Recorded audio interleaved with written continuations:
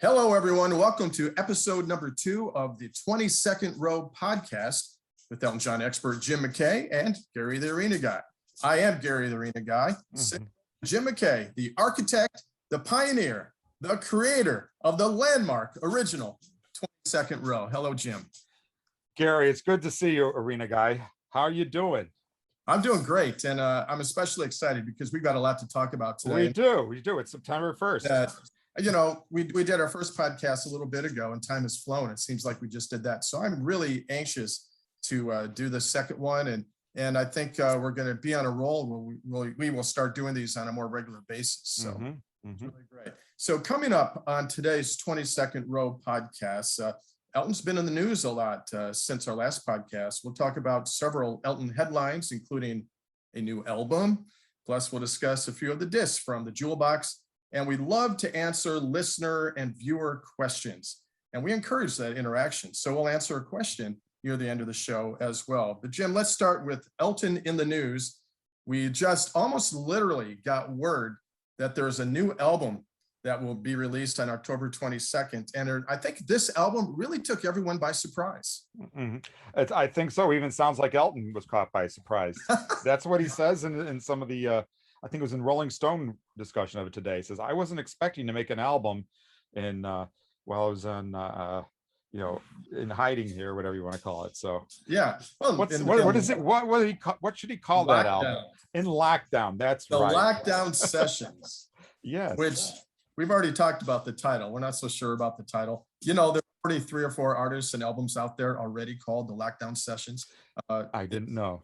Yeah, there's a compilation album of artists that have recorded music during the lockdown, and there are others as well. But it is what it is. These are one-off, for the most part, a lot of them anyway, are one-off singles that Elton did in collaboration with other artists. And I guess that's where the idea came to release these as an album. Yeah. I think in this case too, it looks it's very interesting and so eclectic. I don't know what to expect except for to be surprised. So no, me too. And the one thing that it is a little more contemporary than the Two Rooms album, in my opinion. I mean, that was some good names on there and stuff, but this is a little contemporary. There are some legends on there too, but it's very interesting. Tell me in a second what surprised you about the lineup, but I guess what kind of surprised me a little bit is that there weren't more of the artists that he features on The Rocket Hour, kind of newer artists. There are a handful of them. There are some, but I would have thought that maybe it would have been almost exclusively those artists because I'm a fan of new music and new artists than Elton. Yeah. Well, I guess I would expect it to be all the new artists, but it's a nice eclectic combination. I'm certainly not complaining. I'm looking forward to hearing some new artists that I don't necessarily pay attention to so much, and right. Of course there's the surprises too, especially the Glenn Campbell thing comes out as the biggest surprise actually of all of them. I totally agree, and I'm going to tell you right now that disclosure, guilty pleasure, I'm a huge Glenn Campbell fan. Really, I love Glenn Campbell. I don't even think of him as a guilty pleasure, and just the things he's done for Jimmy Webb. And we had our favorite Glenn Campbell album growing up was the Last Time I Saw Her, which he did a couple of Gordon Lightfoot covers on there. It's never been, the whole album's never been on CDs. He did Rose Garden from Lynn Anderson. Roy Orbison was covered on there, Dream Baby, and all these things. It was just really great. And of course he had that, what was it? Was it the Glenn Campbell Sunshine Hour or something like that? Good Time Hour. Good Time Hour, the Sunshine Hour, whatever. Yes. So I guess I'm losing my cred as a Glenn Campbell fan. Actually, on my radio show, I interviewed Glenn Campbell a couple times, and it was always a pleasure. And I actually believe he belongs in the Rock and Roll Hall of Fame, not necessarily his hits, his personal hits, but he was part of the Wrecking Crew. Exactly. As a session musician, he played on so many of the big hits of the 60s, the Beach Boys, Righteous Brothers, Frank Sinatra, even though he's not rock and roll, but he played on tons of records. And I'll tell you, I mean, this isn't all about Glenn Campbell here, but I will tell you the song I'm Not Gonna Miss You is Alzheimer's, which is what he's going through. And the song is about him with Alzheimer's not going to miss his wife or his family because Mm. he's not going to know Yeah. that he's going to miss that, Yeah. Yeah. It's very poignant. what he's going through. And it was nominated for an Oscar, Mhm. and Elton was very vocal about it. He was a big fan of the song, and Elton said that he thought the song deserved to win, and that not only did it deserve to win, but it was one of the, I've got the quote here, one of the most beautiful songs of all time. Mm. So that it did not win the Oscar, but it Mm. was nominated, won a Country Music Award. Very touching, moving song. I'm really curious to see how Elton fits into that. Exactly. Exactly.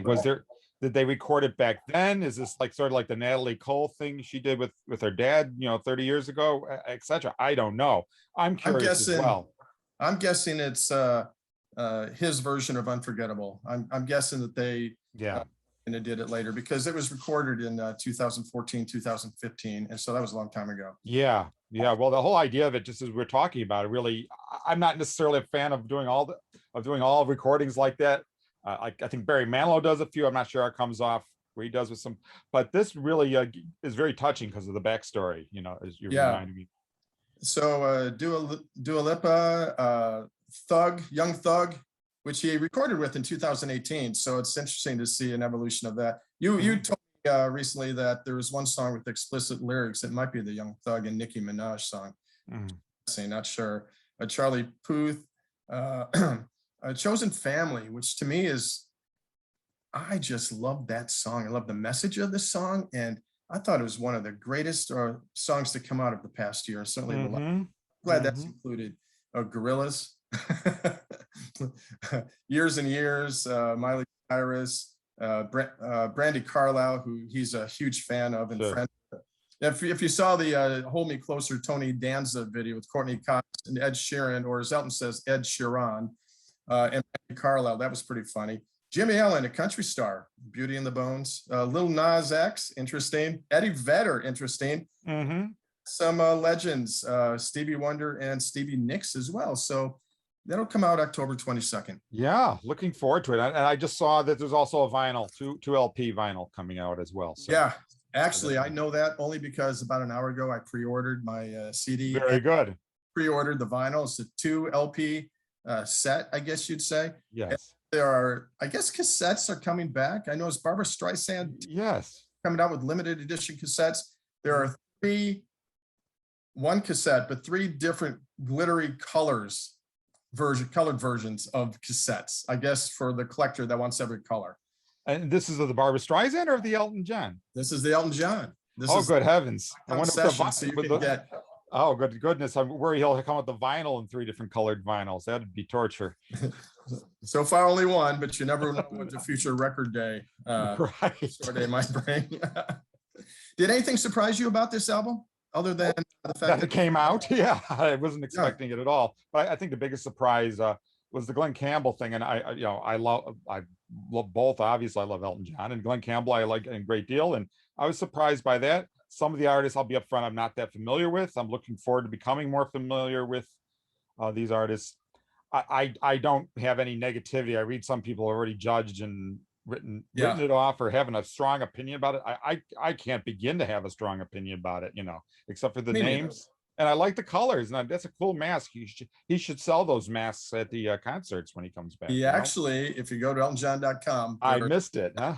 It's not that one with all the colors, but there is with Elton and some of the stars on it available on the website. So if you I want one like the cover, just like they finally came out with the official Madman Across the Water jeans jacket after all these years. Yes, I saw that. Finally, that one deserved it so much. And I know Goodbye Yellow Brick Road, they have the thing where they should have sold a pink athletic jacket with the Elton John and green on the back of it. So they should have sold that. Yeah, people want to dress up and pretend. Not all of us, but some of the people do. Right. Included in the new album will be Cold Heart. Yes. Newest single, Elton John and Dua Lipa. And the interesting thing about this song, there's several interesting things about it, but it was Elton's first Hot 100 on the Billboard charts entry in 21 years since Someday Out of the Blue. Yeah. Amazing, isn't it? Yeah. I mean, I can't believe it's been 21 years. I can't either. I Yeah. can't believe some of these other tracks weren't in there too. Well, they were in my top 10 or top 5 or Yeah. my own chart, but Yeah. Well, I mean, let's remember that as artists get older, they fall more into the adult contemporary category on the charts because the Hot 100 is a lot of rap and a lot of that sort of thing. And so Elton has had off of every album adult contemporary hits, including the last Wonderful Crazy Night, Looking Up, and A Good Heart were adult contemporary hits. But on the Hot 100, which is the chart that Elton used to study, and if he didn't move up as fast as he wanted, and even if it's only for 1 week, I haven't double checked, but I've heard that it's possibly off this week, but it did enter at 81. I heard something about that, but whatever. It leads us to the next question. I know it's coming. How do you like it? Here's, and this is how we feel about the album too. It's lockdown creativity. You know, a lot of the songs on the album we've heard already. It's a Sin, Chosen Family, now Cold Heart, all that. So it's kind of cool. I mean, it's not the next Elton and Bernie album, which I guess was recently stated that it's in the works. That's what I hear. I don't know where I've seen people posting that in social media, whatever. Yeah. You know. So, you know, if it's on social media, it must be true, but we're hoping it's true. But I like it. I like the, you know, I think it's one of those things where probably a little bit goes a long way. I don't know how to pronounce the remix or Panau. Yeah, I did say Panau or Panau. Yeah. They're all I'm in the same boat. Yeah. Okay. They're Australian. Elton heard their record years ago, and the most brilliant record of the past 10 years, and they work relationship. And you know, the previous collaborations, Good Morning to the Night and Sad, were chart hits around the country. So this has been done before. Dua Lipa performed at the Oscar Elton John AIDS Foundation party, and they became close friends, and it came from there. What I like about it is when Panau pulls lines from Elton John's songs, with the exception of the Rocket Man ones, which is cool. The other songs are somewhat, other lyrics I'm saying, are somewhat obscure in the sense that when you hear it, you need to think for a second or two. Oh yeah, that's from Kiss the Bride. Yes. Oh, that's, I mean, we Sacrifice, you know, but then where's the Shiraz? It's like, it took me a while to figure that one out because I tried to figure it out before I read about it. And so I love the creativity because they don't pick out the most obvious lines and they put it into a mix. So by the way, the dance remix, #3 on the US charts. Oh, great. Well, I'm glad. I didn't know that part. You are the chart master here. And I liked it. You know, again, it isn't like, if I never heard anything by any of these artists, you know, if I never heard Elton John, it's not, that would certainly make me a fan instantly, but it's a lot of fun. And I enjoyed it, you know, and I give it a thumbs up, and I'll give it a 95, and it has a beat and I can dance to it, right? Easy to dance to, yeah. Elton has always said that he doesn't have a cell phone. He doesn't have a computer. I don't know if that's still true or not about the computer. You hear every once in a while he says he uses email or something, but I don't know. But he's not up on social media. But Elton John, his team there, I think they do with social media. They do, yes. Videos of past of songs from past performances and so on and so forth. Doesn't do videos anymore, like acting in them. So the video at Cannes at a restaurant where he surprised the people eating there by showing perform Cold Heart was very surprising. I think it surprised everybody. Yeah. And I'm guessing, I was curious what you might think about this. I'm guessing that was suggested by somebody from EltonJohn.com, thinking that, you know, this turned out really well. Let's do a video that might go viral and help this thing, because I'm that would be on Elton's front, you know, the top of his mind to do it. And I'm guessing one song and he was in and out, but I don't know. I'm thinking that was done with the intent to go viral and help push the single. Yeah, I think you're right. It was well done. And at first the audience, people having dinner, they weren't expecting that. If I was expecting the Spanish Inquisition, I wouldn't prepare it. If I knew Elton John was going to come to the concert, well, probably if he was going to be at dinner, people probably would have flooded the place. So obviously it was not, it was all very on the hush hush. I think it was funny when he first showed up, people still eating, you hear the dishes clanking and everything. And Elton John shows up and he said, during the lockdown, I made this single and it came out yesterday. It came out, this was the 14th of August. Mm-hmm. Dua Lipa, I want you all to dance on the table and wave your hands. And there you go. And so I don't know if I got the reaction he was hoping for, but it certainly helped push the single and it's on the chart. So maybe it worked. It worked. I enjoyed it. It was a lot of fun to see him shuffle in there and get up there and hang out with the DJ and everything. And I just thought it was great. Yeah. So, it, got me dancing and shuffling a little bit and I enjoyed it. Oh yeah. Were you dancing? Like sort of, as much as you do during the pandemic on lockdown. Right. So, I thought another fun thing since the last podcast is Chosen Family. And I don't want to mispronounce her name. Pronounce her name.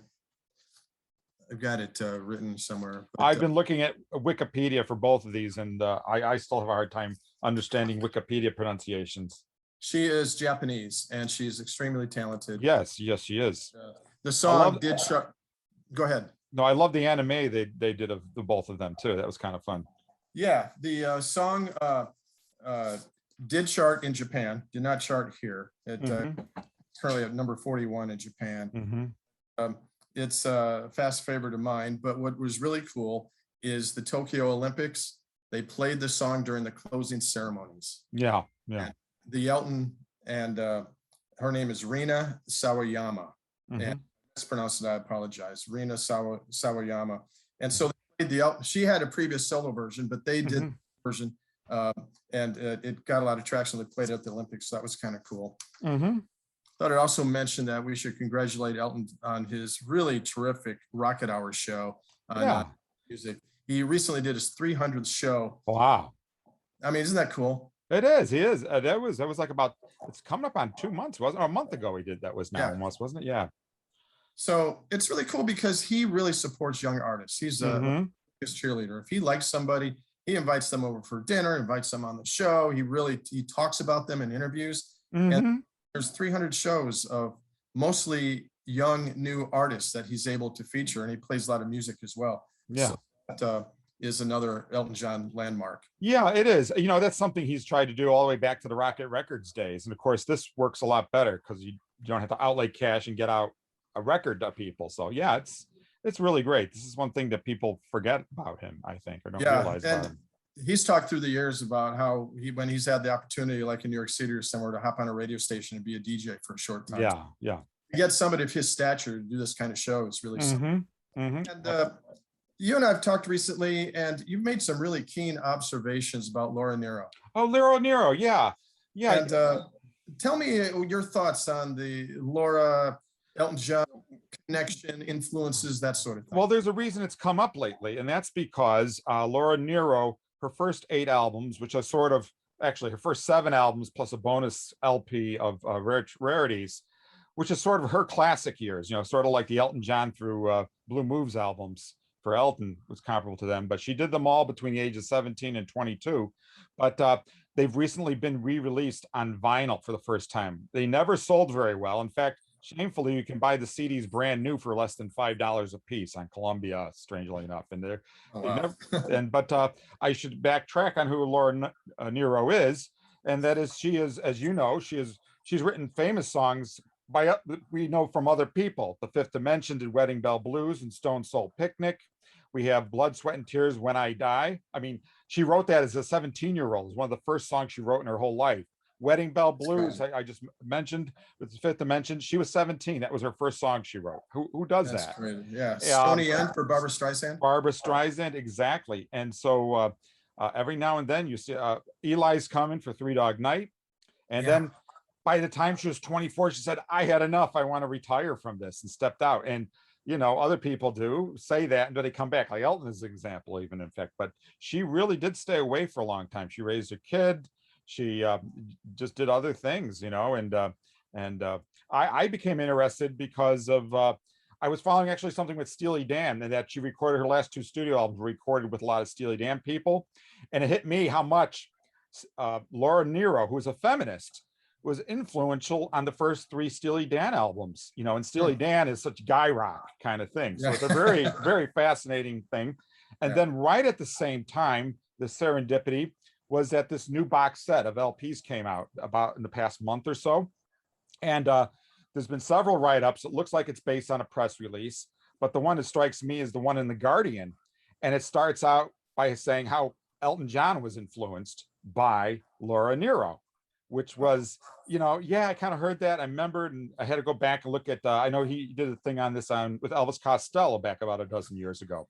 And so I went back and looked at it, and I did a whole other perspective, not from what Steely Dan was, and how Steely Dan was influenced by Laura Nyro, but how Elton was influenced. And I had forgotten about this. Again, this interview was one of the first episodes of Spectacle with Elvis Costello. And he talks about Laura Nyro. And what he says is that, and before I found this interview, I was thinking, oh my God, Benny and the Jets, I bet you that's got to be from Laura Nyro. Because Laura Nyro does all these, she improvises all these chord changes and pauses on notes and holds notes. And she does, this is what I gotta wonder, she works with studio musicians, and she does not know how to sight read or write sheet music. So I don't know how these musicians worked with her, but that's a different story. So at any rate, then I remembered this, and what it was is that number one, in this episode with Elvis Costello, he says "Burn Down the Mission" was totally inspired by the playing of Laura Nyro. And you know, there's these albums here, and he cites New York Tenderberry as being the album, one of her album from 1969, and on it is a track is called "Save the Country." Now, I'm emphasizing, for anyone who might be listening and hearing the wrong things, I'm emphasizing Elton did not copy the song, but when you listen to "Save the Country," I could see Elton saying, yeah, I could write a song like that with tempo changes, with this whole call to social action and everything, and really is quite an interesting connection. Now, this was a nice segue too to JEWELBOX, because in JEWELBOX he writes about Danny Bailey song, and that also, he said, was influenced by Laura Nyro. And so yeah, it's so it's all kind of timely, these things happen. And so it's kind of funny how my second win, I've been interested in Laura Nyro before, has come about again because of this record coming out. And again, it always starts out, Laura Nyro's records are coming out.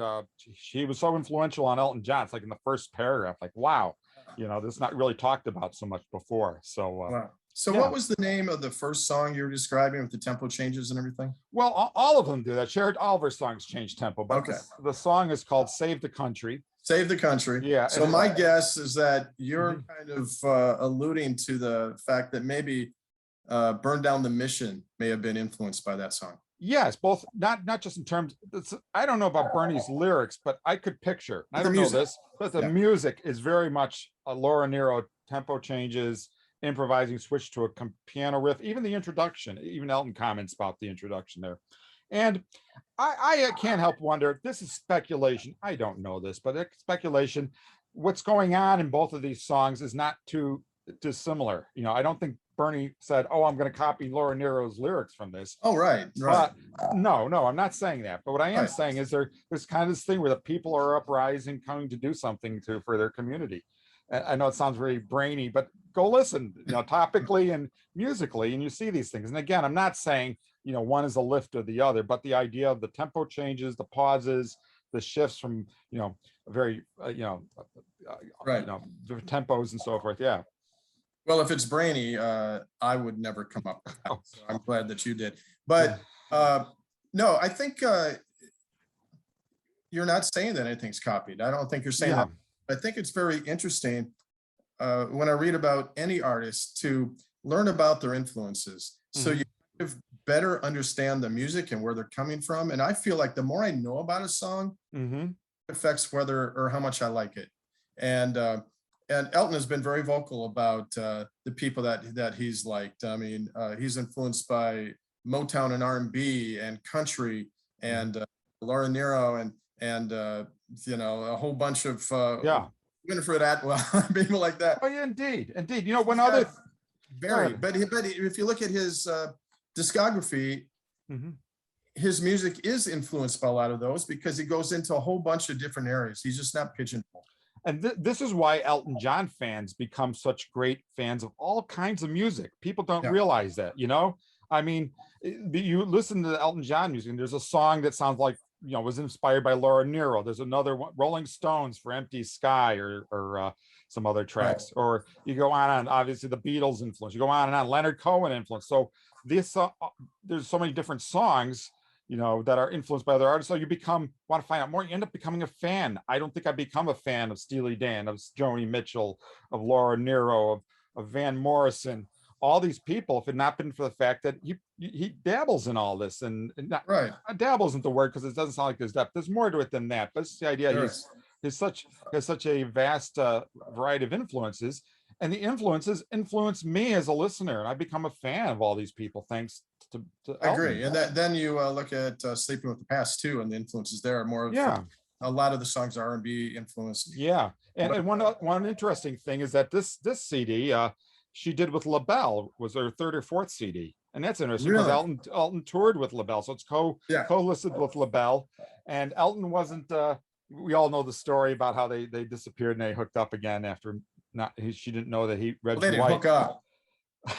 Well, you know, Reg Dwight, she did not know became Elton John, but yeah, Laura Nyro chose LaBelle to work with to do an album of her influences at the age of like 21. She did an album of her influences. Crazy. It's crazy. And then what's really weird and is that she's just such an amazing songwriter. Her solo hit is a remake of Up on the Roof. So, yeah, you know, it's go figure. Ironic. Yet she's written some of the biggest pop songs ever for other artists, or that other artists have recorded. One thing I want to say about the influence thing is that all artists are influenced by others, by the people before them or contemporaries or whatever.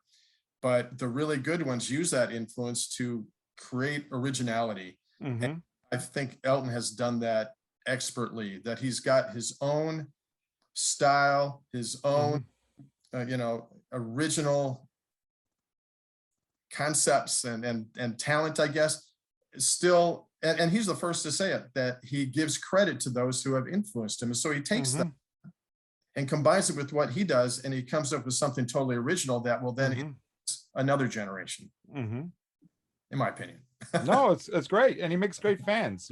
He educates his fans, whether he knows it or not. It's not. I don't think he deliberately seeks to educate fans, but you listen to him, you pick up all sorts of things you would not otherwise pick up. You know. Yeah. And so. Very good. Well, that's a good conversation. We might maybe in future podcasts look into this. Maybe each episode talk about how an artist maybe influenced or Elton or whomever. So it is very interesting, because I love the history. One of the reasons I love the JEWELBOX, and I'm forever giving high fives and accolades to John Higgins, is it is a great historical piece, as it's fun to listen to, but it's very well done.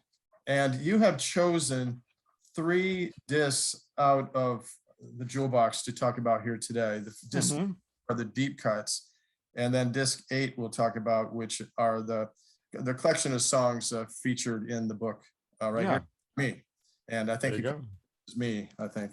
But let's talk about that. And why did you choose these 3 CDs out of the 8 that are included? Well, I hope we eventually talk about all 8 of them, but I thematically picked these 3 because there's tracks we've already heard. And I think it's a nice overview, first of all, of things, what people wouldn't expect from Elton John if you weren't a serious fan, number 1. And 2, it's the whole idea that this is what Elton loves, and this is what he thinks is his best work, or representative work, maybe is a better choice of words for that. And it does say here on page 7 that he could have put another 30 or 40 songs on here as well, but and I agree. So I wanted to ask you about that, because disc 1 and 2 are Elton's personal choices of deep cuts. And what's amazing about his 50+ year career is that these songs, I agree with most of them. I think they're really outstanding. but you could take all of these songs away on both discs and you could come up with your own list. I could come up with mine that could be totally different, equally outstanding. There's so many great deep cuts that never released as singles or should have been or whatever. Yeah. I mean, it had to have been difficult to choose these songs. I agree. I will say though, too, perhaps I think maybe he, and this is somewhat conjecture on my part, I would imagine though, would imagine that he tried to pick songs that were representative of certain things.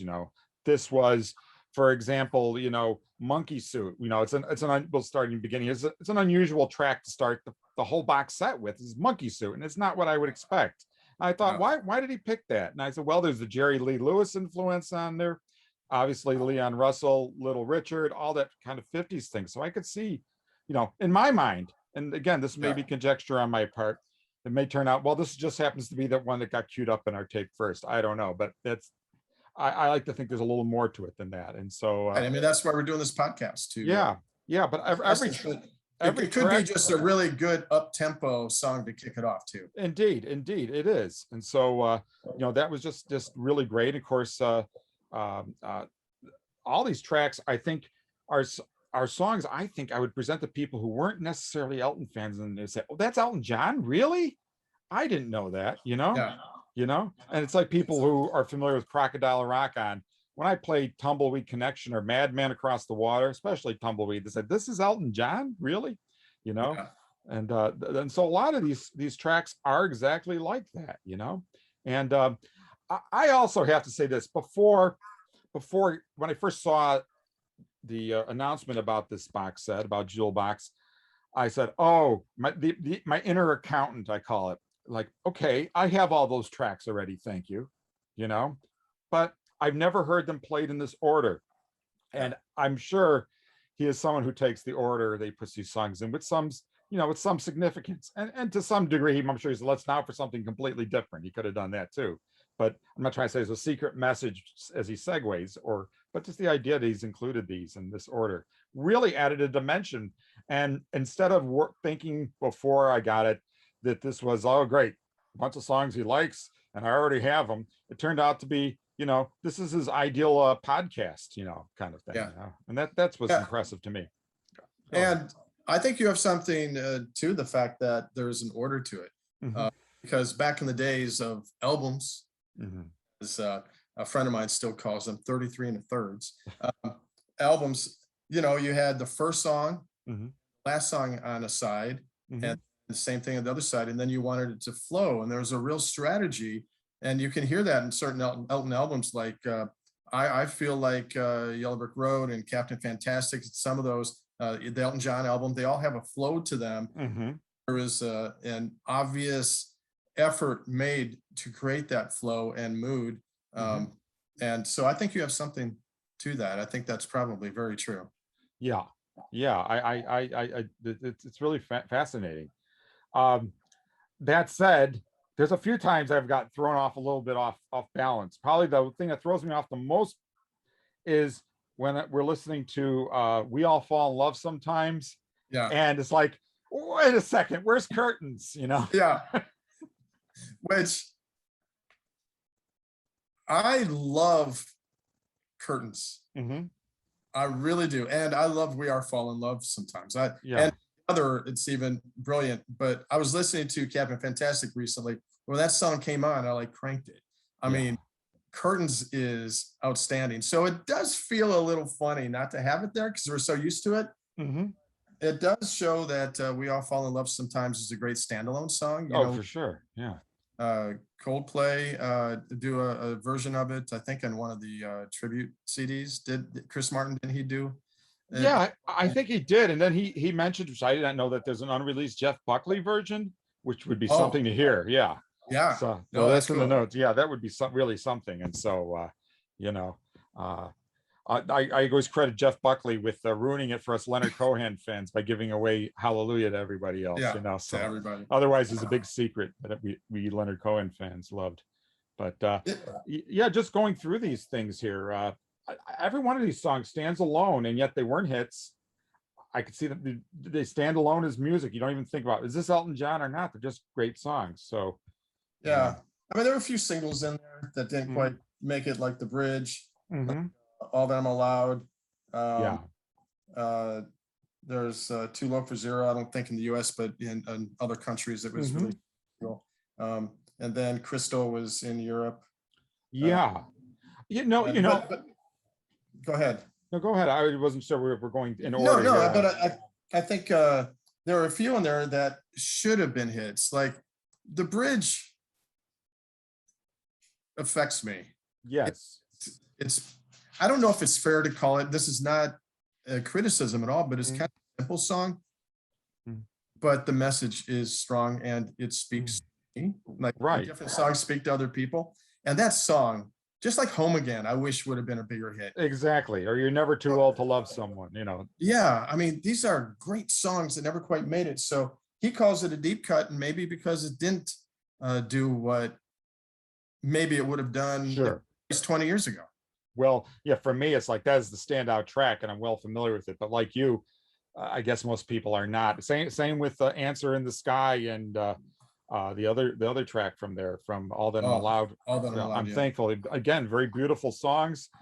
Yeah, I don't know. I want to pigeonhole Elton into Broadway, but these could be like the climactic track songs from some Broadway musicals. Is a whole other way to look at these in some ways. Well, yeah. I mean, my parents, my brother and sister, I got them tickets to see I first came out of Chicago. And my dad came back and said, well, you can tell Elton John wrote the music.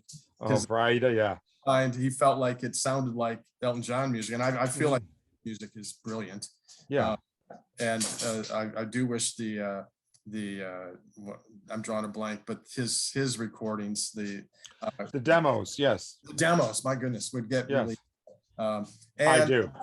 The other, and if you've ever had a chance to listen to the Lestat music, some of those songs on that are really good too. Yeah. And some of it sounds very Broadway. So he was in that thinking a little bit. But though there are those songs, and those is exactly why, like The Bridge, All That I'm Allowed, they're inspiring songs. They would, if I leave a theater, I would feel good after inspired, and there's this whole idea. I think you're touching on the whole idea of the cinematography to some of these songs too. They could be movies, some of these, and some of these could be Broadway musicals. I think we discussed the Broadway musicals, but like Danny Bailey could be, Danny Bailey, We All Fall in Love Sometimes, what else is on here? I'm just looking through the list here. Well, it includes The North, which is another song that to him, and the diehard Elton John fans know the story behind that song and becomes emotional by knowing the story. I was also curious about the Ballad of Danny Bailey. Yellow Brick Road, he could have picked almost any song off that album and it would have worked. I wonder why he chose that song. Yeah, well, it's a good question. I'm not sure why he picked that one. It'd be wonderful to know. And of course, the comment going back to the Laura Nyro thing it was the ending he attributes to Laura Nyro on that. It was like just kind of goes off into an outro, and that just really is pretty. It wasn't a bad choice. It just Brick Road has. I feel like there's all of them. 6 or 7 singles on that album. Right. Says I've seen that movie too, and as soon as I tell you that, I can think of another one. So I mean, the Ballad of Danny Bailey. It may have been hard to choose. It is so hard to choose. I didn't just pause today. I was thinking about how, if this was 1973, 74, we would have had in less than the past year Goodbye Yellow Brick Road and Caribou come out, which is just mind blowing. To think it is. 3 discs, 3 albums basically. So, but there is that, and then there's some other stuff here. They're just what I call sublime tracks. They're just perfect. That includes The Bridge is a perfect track. It's so pristine with the choir. And then you have a New Fever Waltz. Oh my gosh, that is just so, just perfect. It's just sublime. That's why I use the word sublime for when something's just absolutely perfect. Even House has this elegance to it, where you're drifting and it's like a painting. It really does. He's never said it's like Joni Mitchell, but it's like a Joni Mitchell thing to me, where it's very visual and it has a lot of shadows and things in my mind. It creates a lot of powerful imagery with so few words. Oh yeah, I mean, oh my God, the piano and the it's such a powerful song because the arrangement, plus the lyrics, and of course his Yeah. vocal. That Yeah. me as soon as I heard Made in England, that was like one of the standouts. I have to say, got a little off topic here. I was looking at the song titles again here too. And of course, we're talking about the cinematic quality of these. And we have three of them right in a row there. We have Shoot Down the Moon, Have Mercy on the Criminal, and Blues for Baby and Me. All of those could have been in movies. You know, he talks about Blues for Baby and Me being the alternate Tiny Dancer. And I have to say, the visual I've always had on that song since the 1970s easily fits with Cameron Crowe's movie. You know, I always, but they played Tiny Dancer for what was happening in movies. Always what I pictured being in for the visual for Blues for Baby and Me. And I Have Mercy on the Criminal right there. You have a, you know, James Cagney movie or Humphrey Bogart movie or something right there. You know, Well, you're forgetting the first track, Ticking, could be a movie in itself. well, that's a different thing. Yes, it could be. And I'm building up to that because, Okay. you know, Shoot Down the Moon could have been a James Bond closer. He said that in there, you know, it could have been an interesting close, roll the credits on a James Bond movie. But, yeah, you know, Ticking is a very interesting song because it is a movie. You know, it could be Dog Day Afternoon. It could be something very, something, I don't know. So many different things today are very relevant.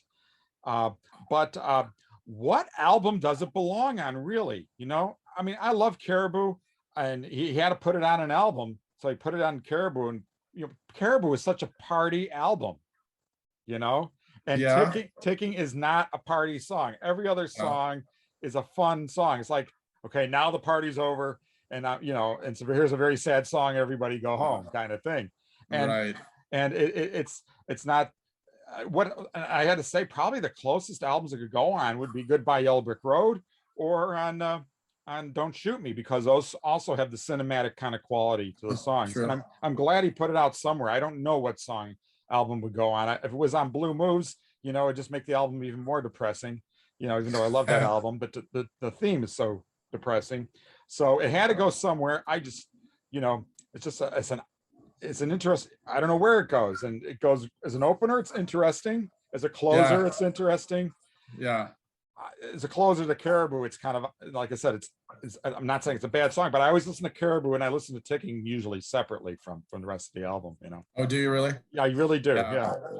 No, I know what you mean. I mean, you've got these upbeat Lily and Pinky and right back and all this kind of stuff. It's a fun album. It's a party album, you know. Yeah, very good. Yeah, there's some interesting things on like Emperor's New Clothes and some of the Freaks in Love. Very kind of an unusual choice. Yeah. I'm curious to hear how he picked those versus, you know, some other tracks that were also excellent off of those albums. Yeah. And Peachtree Road, it's a great album. I love it, but it's a certain melancholy tone to it that I can't always listen to it. Not because it's a bad album, but it puts me in a sort of reflective and occasionally, like I said, melancholy sense there. And I think that's, you know, when he put out Wonderful Crazy Night, he wanted to have a happy, joyous album. So maybe that was an answer to, instead of some of those other things. Yeah.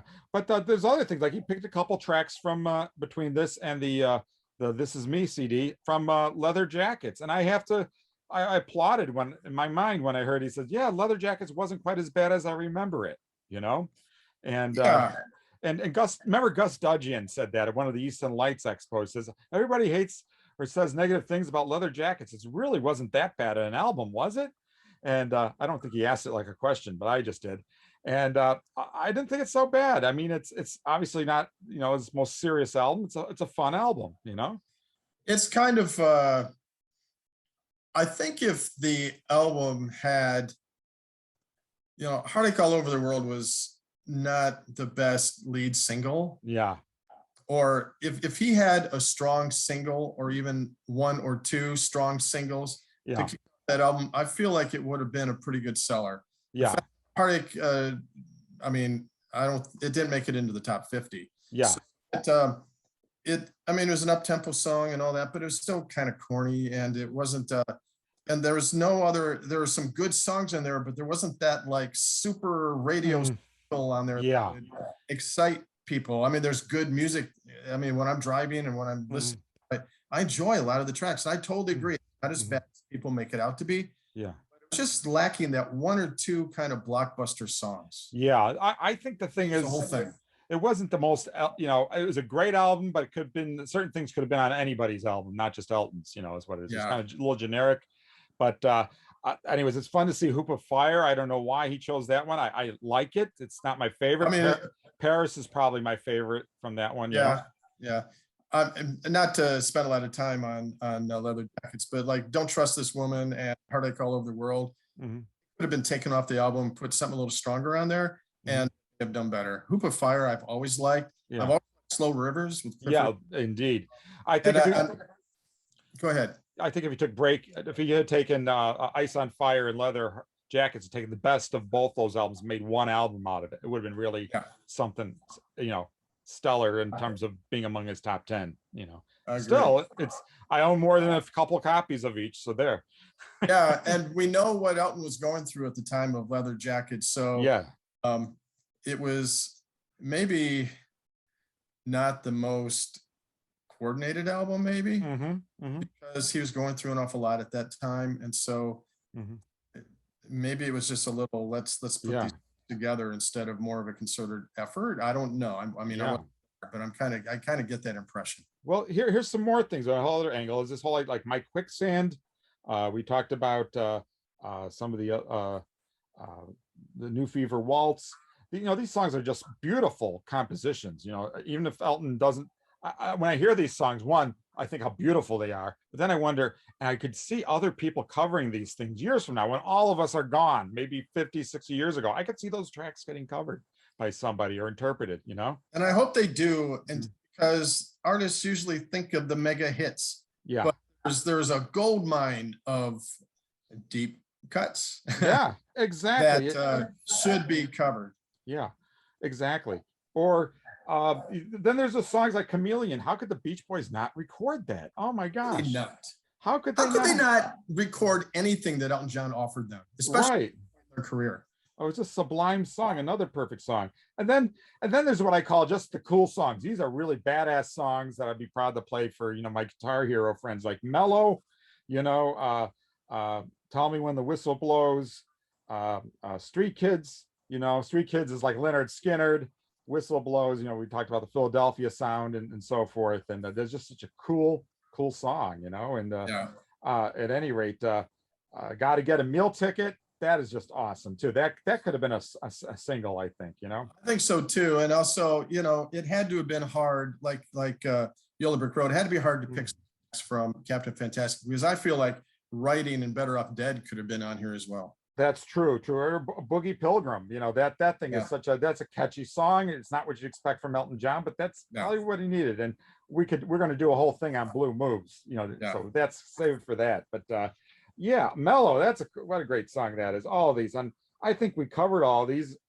Is there anything you wanted to add to what I've said here? What you Not really. I just reiterate what you said. It's these are songs true Elton John fans know. Yeah, we know them within the 10 songs or so that are on the album, and we order to hear them in a different order. Context almost reintroduces the songs in some way. Yeah, absolutely. I enjoyed those two discs more than I expected. I really enjoyed the tracks that I hadn't really heard before, didn't have in my collection, way more. And I thought, well, this is just kind of throwing these in. So totally not true. And these are excellent, and I think it brings a lot of great attention to the depth of Elton John's music, and because you can't say one without the other. And these are, I really enjoy just putting on these CDs and listening to these. Indeed. And maybe it's okay we move on to the eighth disc, and This Is Me. And that it really does read like here's a short alternate history of Elton John in one CD. This is literally me. It is a story. You could play these songs and get a lot of the gist of what you hear in his autobiography, So these are songs that are mentioned in the book here. And what I especially like about this, I mean, he talks about the hits in the book too, but we've had so many greatest hit compilations in the past 15 years. I'm so happy that this is not yet another greatest hits collection on disc 8. Philadelphia Freedom's, oh, that's fine. That's great. It's a great song. But in the mix of some of these other songs, and some of these were singles, but these were not this diehard top 10 Elton John smashes. So again, it's kind of like this 1 and 2. To hear them in this order and to hear them as I loved it. This is one of the CDs I played the most, actually.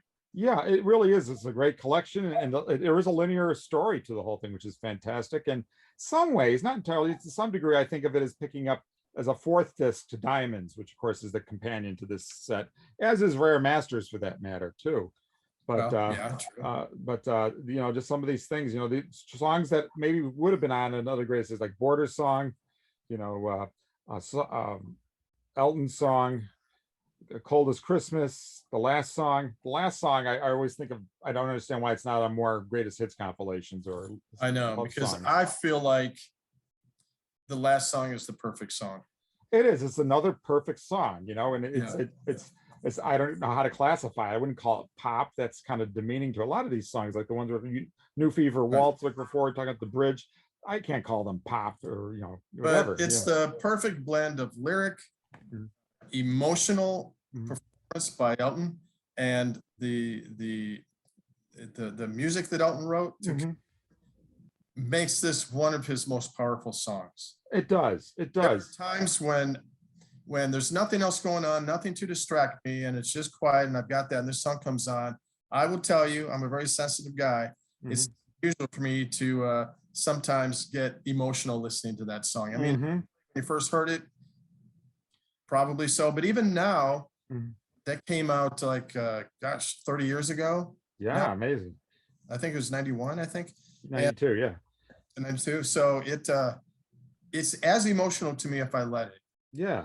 Today as it was then. Yeah. Well, so is a lot of these songs. All the Nasties does that. That's really even especially the opening of Sartorial Eloquence, you know, I Fall Apart has this gentleness to, again, it's kind of, it's a little funny, but overall it's very, you know, emotional and everything like that, you know, and there's something about just a little campy or something. I don't know, maybe I have to listen to it again. And but which one? Yeah, I Fall Apart.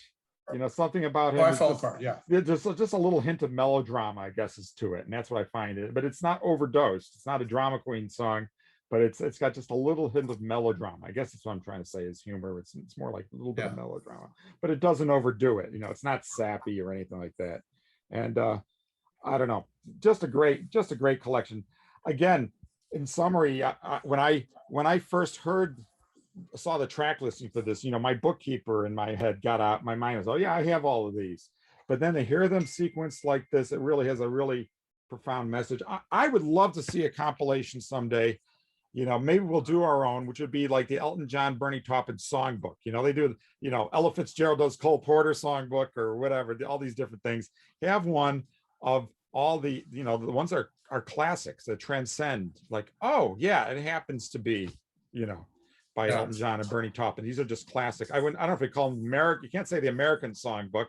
There's the British American contributions to the British American songbook. These are songs that will be classics, you know, that people will want to cover or should cover in 100 years. Yeah, no, that'd be fun. Yeah, that'd be fun. So the JEWELBOX, 8 discs. We talked about 3. What do you think of the overall collection of the JEWELBOX? I like it. I didn't realize how much stuff there was out there, especially from the Regimental Sergeant Zippo era and all that. And we're going to have a separate session on that. I think we talked about. So we'll talk about those 3 discs plus the Regimental Sergeant Zippo LP that came out.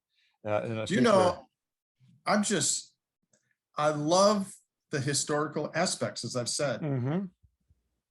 Whereas in reading this, the booklet, the book, and listening to the music, it just astounds me how much work went into this. Indeed. And all the scraps, it's great to see them all at once, because I never get all these out of my collection and look at them all at once. So really a lot of great hats off to all the people who compiled all this information, and that's fun to see some of these things again. You know, like I was looking at the sleeve to the 45, the double 45 of Dear God, and they had the artwork repeated in here. And it's like, oh, that's great to see again. I haven't seen that, in a long time. I do have it somewhere, and there it is, with the kids drawing on there. And I could go on and on, but it's a great collection. Right.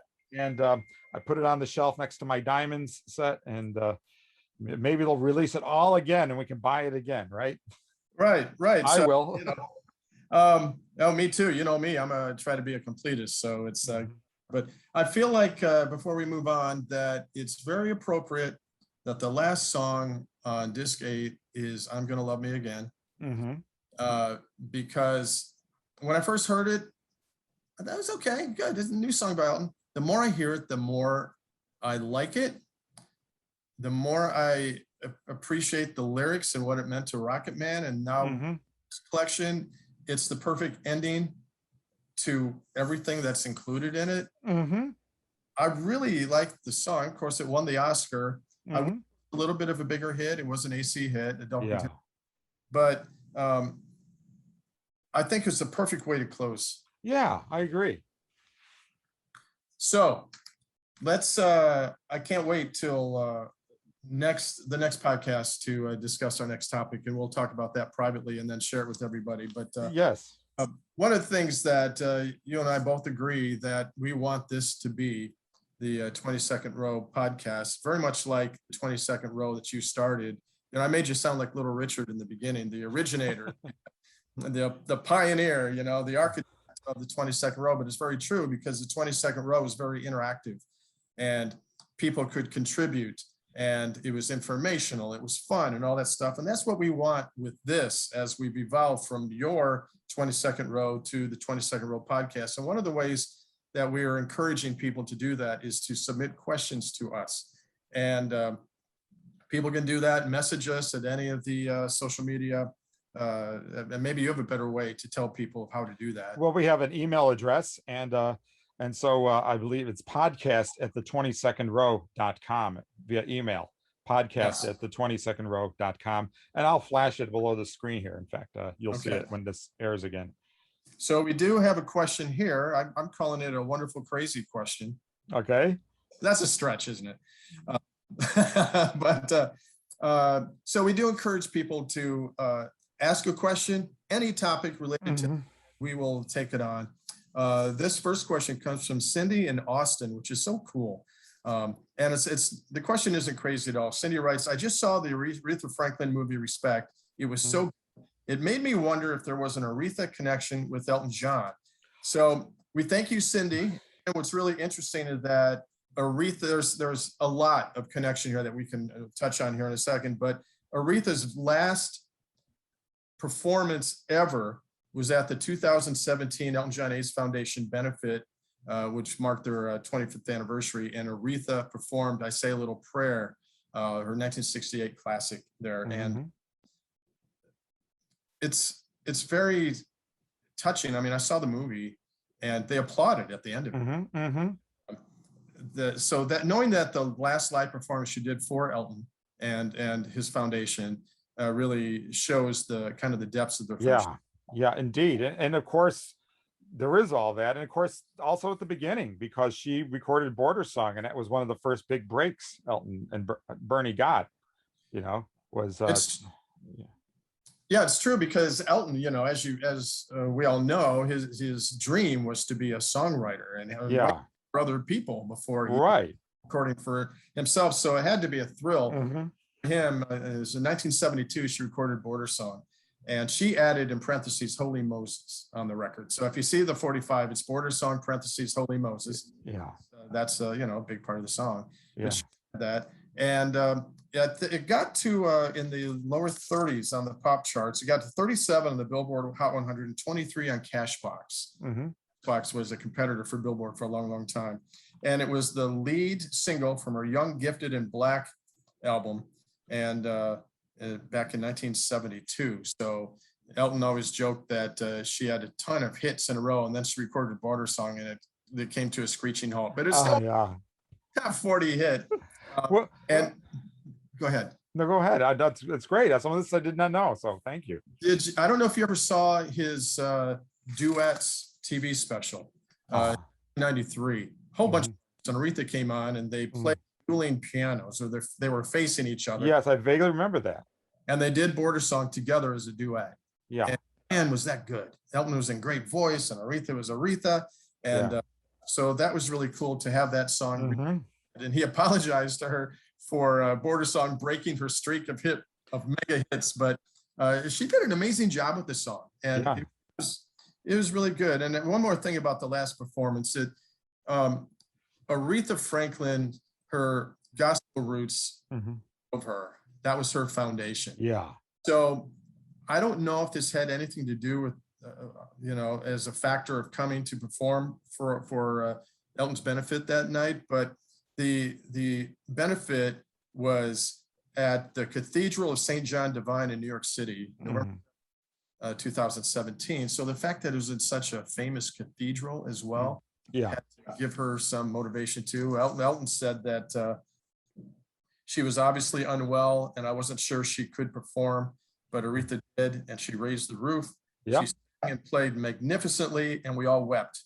We were witnessing the greatest soul artist of all time. Absolutely. That's just beautifully way wrote that, and of course this reflects accurately what it was all about. But just as an asterisk, I have to insert here, they also had that song in the 1980s, Through the Storm, a duet they did. And, why is that an asterisk? Because I've got a couple other connections. Well, good. I'm glad you're doing that. Well, frankly, what you just described would have been a perfect way to end our whole discussion of it. That's really it. But yes, go ahead, discuss it. You know more about. Well, so Elton and Aretha had an album called Through the Storm, and this was the single. Through the Storm was the first single. She decided to release, or the record company, Arista, Clive Davis, somebody decided to release Through the Storm as the lead single, even in front of her duet with Whitney Houston. Yeah. And in 1989, it hit number 16 on the pop charts, in the number 3 adult contemporary, and hit number 16 in Canada as well. The album did not do very well at all. Yeah. It didn't do that well. There was no other hit single on the album. Whitney and Aretha stalled at 41, and then there's a James Brown single that didn't chart. But the song is one of my pet peeves. The song is great. It's a great pop, written by Diane Warren, who's written so many songs now. Excuse me. I don't like in songs when they say the other artist's name. Yeah. And they're saying, "Oh, Elton," and it's like, do that. I don't know why. I generally don't. I will give one exception, was when Leonard Cohen says to Elton in Born to Lose, "And now, Elton, I'm losing you." That just kills me. No, that was fun. Yeah, that was. So that was Through the Storm. So the duet. Also for a benefit, and I don't know which one, but Aretha Franklin sang "Chain of Fools." Listen to this lineup of her background singers. She sang "Fools" at a benefit. Yes. Rod Stewart, her good friend. I remember this. And Elton John. Yeah.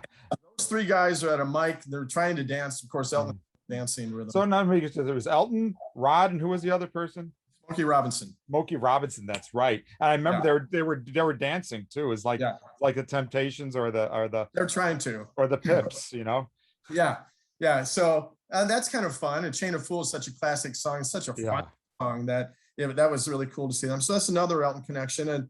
And I guess the strongest connection between Aretha Franklin and Elton John is that they shared a birthday, March 20th. That's right. They both, Aretha was 5 years older, 74, and Aretha would have been 79 if she still with us, but they've shared a birthday. Wow. I always thought it was kind of funny that they recorded a song together, they became friends, and they shared a birthday. So that's kind of, that is really cool. I forgot about that. Wow. One thing I wanted to ask you too is, I swear I read this somewhere. I can't find it anywhere, but Aretha apparently has some unreleased songs that are still waiting to come out. And I swear I read that she had done a duet with Elton John on your song. I don't know about that. I might be dreaming. That's something I made up. I don't think so, but I swear I read that somewhere. But I guess I'm sure at some point her unreleased music will come out, and maybe that'll come out. I mean, almost everybody likes to do a duet with Elton on your song. We could do a whole album of your song duets. We could probably collect. We could have it be 2 discs. I'll bet you. Yeah. There's so many your With songs Elton. out there. Don't Duets forget with with Elton. Oh well, okay, yeah. I mean, he just recently did one with Gary Barlow, and then he does one with the two cellos guy. Ronan Keating, doesn't he do one with? Yeah, and I think Julian Lloyd Webber, Andrew Lloyd Webber, and Patti LaBelle, and there's a whole bunch. But Yeah, it's a classic song. So there you go, Cindy. Appreciate you asking that question. With the movie Respect, I take it you have not seen the movie. I've not yet. No, but now I look forward to it. My big problem, as we wrap things up, my big problem with Respect, I thought it was a terrific movie, and it was emotional. She's quite a challenging life, in addition to her great success. But like Rocket Man, there were several things that were fabricated or true that didn't need to be. The thing that Rocket Man had that Respect didn't have is that people said, well, Rocket Man was a fantasy and Respect was a more straight ahead, a biopic during a certain time of her life. And it ended with the gospel album, her Amazing Grace gospel album in the 70s. And so they changed some things that weren't totally true. I really wish that biopics, Rocket Man included, would be factual. And you know, we talked about this so many times over the past couple of years, but the fantasy part, that's fine, you know. But certain things were misrepresented in both movies. So, but anyway, I thought it was a great movie. At the end, people applauded. And Aretha, at Respect, Jennifer Hudson was amazing. Elton's a big fan of Jennifer Hudson, and I would not be surprised if she's nominated for an Oscar, because she captured it completely. And so there you go. So that's Cindy from Austin. Jim, tell people again how they can submit a question for our next podcast. You can submit a question to podcast@the22ndrow.com. And again, it should appear at the bottom of the screen if you have the YouTube version. But otherwise, if you are listening on Apple Podcasts, it's simply this email address, podcast @the22, that's the digits 22, ndrow.com. There you go, 22ndrow.com, podcast @ and I will tell you right now, the applause we in Benny and the Jets and Rock and Roll Madonna goes to you. Goes to you for starting 22nd row in the first place. And then we had Dan Blanchard and you and so many different people. But we became friends. I joined the group not knowing we were in the same town, and we became friends. And now all these years later, we're doing a podcast together. It's been 25 years. Here we go. Yeah, isn't that crazy? And with this podcast, the goal is to carry on the work that you and Dan and others originated. So, well, we wouldn't be doing this if it wasn't for you. You got me to this. It's been quite a few years, and I tend to be perfectionistic and like, oh, I don't know. Come on. I mean, there's so many, like 100 million websites about Elton John. In fact, there's a real one by Elton himself, etc. So thank you. It's a real pleasure. I don't know if anyone listens to this, but I'm having a great time. And it's really a great way to beat this, the impact of this. What do we call this again? Maybe Elton will name an album after this. The Lockdown Sessions. The Lockdown. The Lockdown. Yes. This is our Lockdown podcast. I will tell you what I hope for this podcast is what is for the arena guy right here, which I work at the arenas in Columbus. You are the arena guy. You're in Chicago. I'm in Columbus, Ohio. At the arenas, present concerts and so on, including Elton next April. But my motto is be fun and informative. And I think that's what we're doing here. We want to share solid information, certainly share our opinions. You and I often agree. Sometimes we have different, but it's part of the conversation, and we want everyone to be a part of it as well. So drop us notes and check us out for our third podcast coming up soon. So Jim, it's awesome. Thank you so much, Gary. This is all wouldn't be happening for you. Thank you. Good night. All right. See you later. Bye. Questions and comments can be emailed to podcast@the22ndrow.com. That's podcast @the22ndrow.com. Thank you. This episode of the 22nd Row podcast was recorded September 1st, 2021, and is copyrighted 2021 by Gary O'Brien and Jim McKay. All rights reserved.